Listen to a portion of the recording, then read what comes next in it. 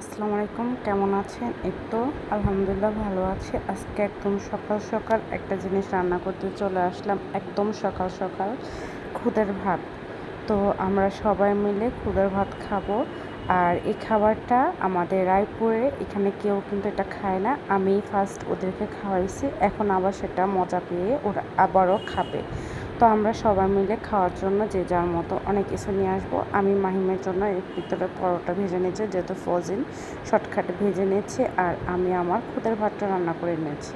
তো সবাই একসাথে যাব, গিয়ে আমরা মজা করে খাবো। তো আজকে কি কি মজা করে তো সেটা দেখবেন। তো এই যে মাহিমের জন্য পরোটাটা ভেজে নিচ্ছি, মাহিমে খেয়ে স্কুলে চলে যাবে। তো তারপর আমরা যাব। এই তো জিনের মসজিদে চলে আসছে, রায়পুর জিনের মসজিদ। তো এটাকে আপনাদেরকে একটা দেখাই কেমন। যারা রায়পুর আছেন তারা তো দেখছেন, আর যারা অন্য অন্য জায়গা থেকে দেখতেছেন তারা দেখে নেন। তো আমি আমার ফ্রেন্ড একজন চলে আসলাম এখানে।